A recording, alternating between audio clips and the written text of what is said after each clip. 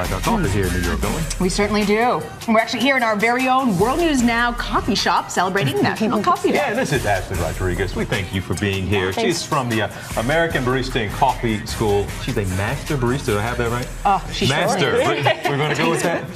There's an art to this, right? Just like anything, you can walk into a store and you can walk into a Starbucks, but that's not exactly what you do. What's the difference here in the art you have versus what somebody just might go into Dunkin' Donuts, not to put down their coffee?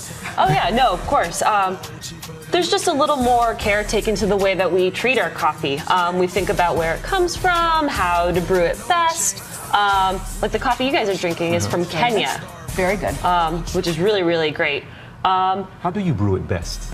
Depends on the coffee. So the way that I made it for you guys was on this little guy, this beaker called a Chemex. And is there anything wrong with the Mr. Coffee Maker? No, not at all. French press? No, nothing at all. I will say for coffee makers, they often don't get hot enough. So you want to make sure that your coffee is getting at least to 195 degrees. A lot of those coffee makers only max out to about 180. And what gives it that burn taste? Sometimes I get a horrible cup of coffee and it tastes burned. I hate that. It could be old, like it's sitting like on a burner. It could be that the roast is really, really dark. So the coffee that we're drinking is pretty lightly roasted, so it brings out a lot of those natural fruit flavors. Coffee's a fruit. It starts as a little bean and a cherry. Now, is this, and again, you maybe don't want to brag on yourself too much here, but there's an art to this, if you will, in that not everybody can do what you do. I guess what makes you this barista, as we've been calling you all morning, what does that entail necessarily?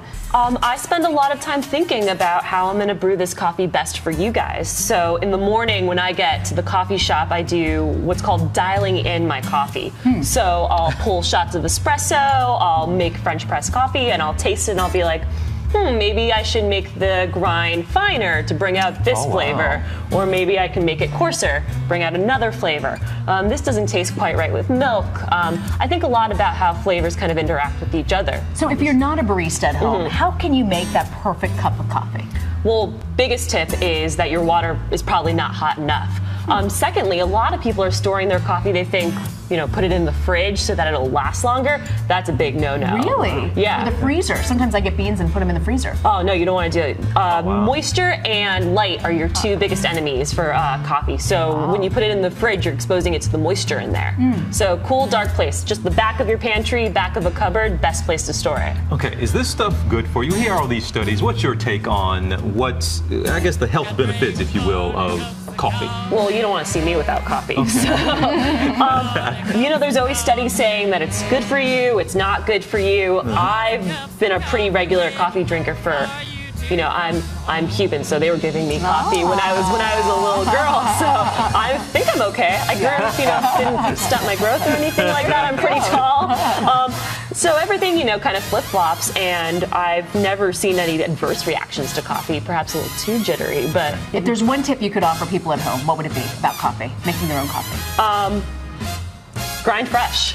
Grind fresh. Yeah, everything I've been giving you has been freshly ground. This is my grinder.